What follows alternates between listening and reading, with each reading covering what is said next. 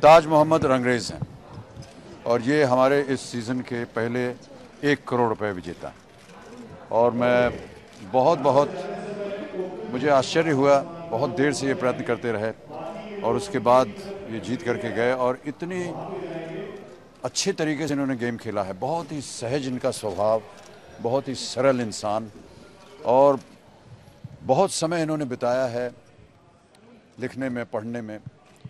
इन्होंने कुरान पढ़ा, गीता पढ़ी, रामायण पढ़ा, गुरु ग्रंथ साहब पढ़ा, बाइबल पढ़ा, सब के ऊपर पढ़ा। और जो इनका जो जो सीख इन्होंने दी उसको पढ़ने के बाद तो कहा कि देखिए, मज़हब का होना तो सबका एक अधिकार है, लेकिन जितने भी मज़हब मैंने पढ़े उसमें एक ही बात देखी कि सब में जो बातें हैं वो एक सी कही गई। ये भेदभाव क्यों होता है?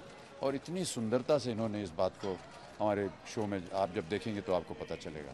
एक मिनट ठहरिए, इससे पहले कि इनको जो प्रोत्साहित किया है जीवन में, कहाँ है वो? आइए, ये की बड़ी बहन है। बस ये मत किया कीजिए, इनकी वजह से ये हैं। इन्होंने सब कुछ, इनको मैंने इनसे कहा कि इन्होंने अपना सब कुछ त्याग दिया और इनको पढ़ाने लिखने के लिए और इनको बड़ा करने में, लेकिन कहा ये त्याग नहीं है, मेरा कर्तव्य था कि मैं ताज को इस लायक बनाऊं कि वो एक दिन आकर के अपना नाम कमा सके। बहुत बहुत बधाई आपको। आप कुछ बोलिए। और ये ताज हैं। देखिए सर, मेरे लिए सबसे ज़िंदगी का एक ऐसा क्षण है जो ज़िंदगी की एक याद बन जाएगा आने वाले समय में, और हमेशा इसी याद के सहारे में बहुत लंबे समय तक जी सकता हूँ। जिन शख्स के साथ खड़े होने में दुनिया तरसती है वो मेरे सामने बैठकर मुझे खिला रहे हैं। मैं बड़ा खुश नसीब हूँ। मैं कहना चाहूँगा इनके बारे में कि खुदा तो मिल जाता है, इंसान नहीं मिलते। ये जो चीज़ है जो देखी है कहीं कहीं में। मैं तो ये भी नहीं सोचा था सर कि मैं हॉट सीट पर पहुंच पाऊंगा या नहीं। आप 1 करोड़ की बात कर रहे हैं, है ना? लेकिन जैसे जैसे प्रश्न आते गए, जिंदगी के रास्ते आसान होते होते गए, उत्तर भी आते गए। और मैं कहता हूँ मेरी इंटेलिजेंस ही नहीं, ये सर और मेरी बहन और खुदा की दुआओं का नतीजा है, वरना इंटेलिजेंट तो दुनिया में बहुत सारे लोग काफ़ी होते देर हैं। तक ये फास्टेस्ट फिंगर खेला इन्होंने और असफल रहे कई बार, लेकिन अंत में ये विजयी हुए और हॉट सीट पर आते ही ये 1 करोड़ रुपए जीत गए। नहीं, देखिए, मैं आपको बता दूं एक बात, ये शायद मैं गलत हूँगा, लेकिन सिद्धार्थ मुझे बताएंगे कि ये पहले कंटेस्टेंट हैं जो 1 करोड़ रुपए जीते हैं और इनके पास 2 लाइफलाइन जीवित थी तभी भी। और इसके बाद जब ये 3 करोड़ का प्रश्न आया तो इन्होंने कहा कि नहीं, मैं क्विट करूँगा, क्योंकि जो लाइफलाइन बची हैं इनको अगर मैं इस्तेमाल भी करूँगा तो उनसे मुझे इसका उत्तर नहीं मिलने वाला है। तो शायद पहली दफ़ा ये हुआ है कि 1 करोड़ रुपए का जो विजेता है उसके पास 2 लाइफलाइन जीवित थी अभी भी। कि मैं जब आया था तब मेरे सामने एक मकसद था कि मैं अपनी बेटी की आंखों का इलाज करवाऊं, है ना? ये तो मैं बता पहली देता हूँ उनके बारे में।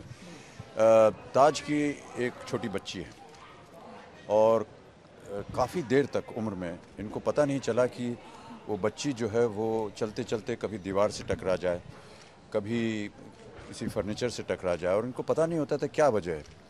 तो फिर इन्होंने डॉक्टरों को दिखाया और तब इनको पता चला, पैदाइश के कितने वर्ष के बाद? लगभग 1 साल के बाद एक पता चला। साल के बाद उन्हें पता चला कि उनको दिखाई नहीं देता बच्ची को ठीक से।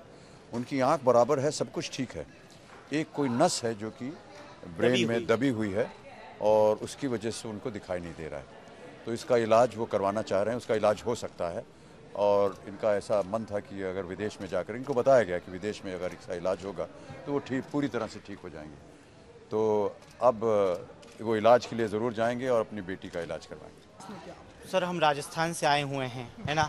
और जो विश करने वाले थे वो तो मोबाइल मैंने वैसे ही स्विच ऑफ रख रखा है। पहली बात तो, है ना? तो मुझे तो जाने के बाद ही और शो जारी होने के बाद ही पता चलेगा कि कितने लोग मुझे चाहते हैं और कितने लोग नहीं चाहते हैं। अभी तो मैं कैसे बता सकता हूँ आपको। Thank you very much.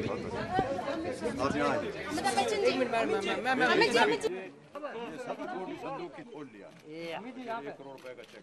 Sir mister बजा राइट, आपके राइट सर सेंटर।